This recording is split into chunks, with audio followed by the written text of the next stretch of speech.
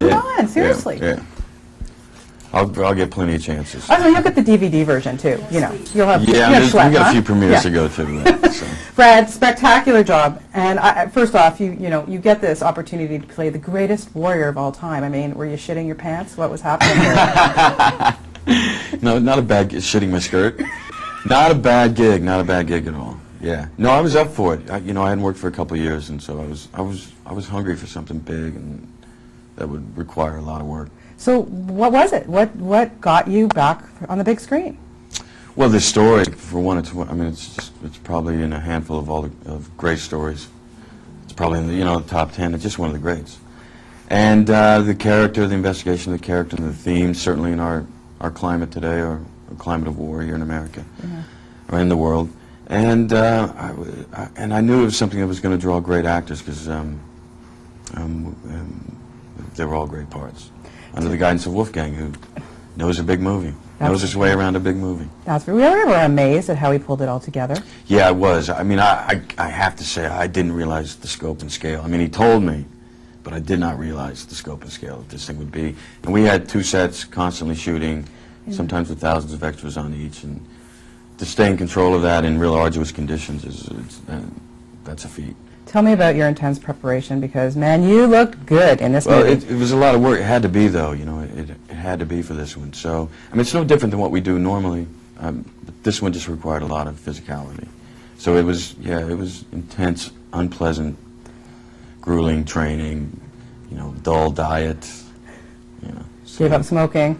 Gave up smoking. Yeah, had to. Yeah, oh God, you could never have made it. No. Your fight scenes, I have to say, were really, really awesome. And I had 2 favorite scenes in this film, and the first one we'll talk about is the one with Eric Bana. Tell me about doing that, because wow. We were really geared up for that one. I mean, at that point, it's confusing who you're rooting for. You're kind of rooting for both, and it's in the theme of these great westerns where, showdown. Godzilla versus Megatron or Megalon, whatever his name was. There's something, it's just this epic standoff, and it's one of my favorites. And then the fight itself was intense. Yeah, it's intense. Yeah. It's a good one. Second scene, Peter O'Toole in that tent. As an actor, what do you take from working with a man like that? I don't even know that. It's probably something I'll be processing for a couple of years. It was one of the highlights of my experiences, certainly. How did you lighten the mood with him in that? I mean, it's a heavy-duty scene, but there had to have been... Yeah, no, we didn't lighten. We kept it heavy. Yeah, because got to keep that one heavy. Was it tough to get through it? It was exhausting. You have to understand what we do. We got to put ourselves in these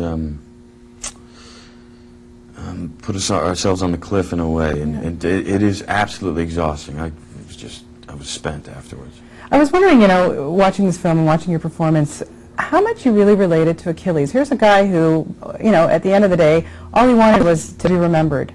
Is that kind of what celebrities want? Really, Wally. I mean, that was what he was chasing more in the beginning, trying to find some kind of immortality or leave his mark. Really have some meaning of self, and what it comes through the grace of Priam and this kinship of suffering they form is really a acceptance of his own humanity and mortality, and acceptance for a greater humanity.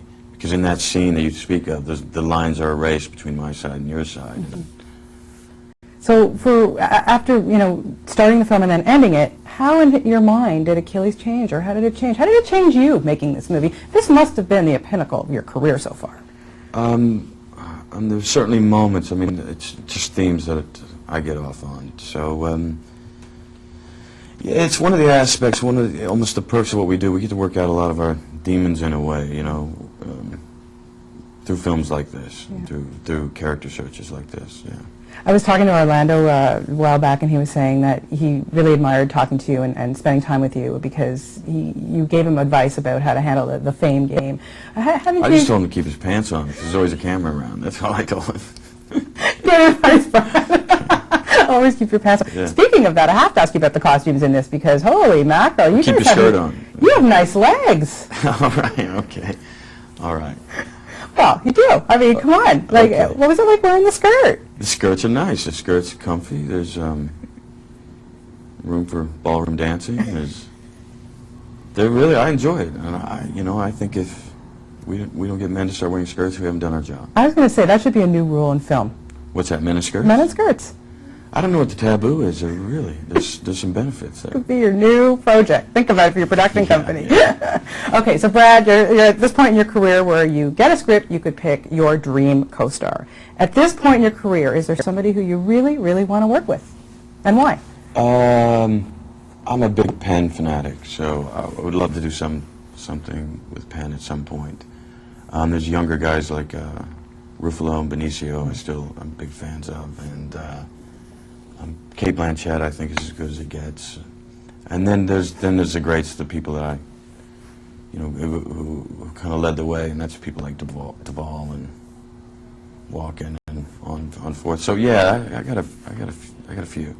Few up your sleeve. Yeah. Keep them coming. I know you've got a lot on your sleeve, but you were really, really great in this. And it's Great. always a pleasure to talk to you. Yeah, thank you, Mark. Thanks, Brad.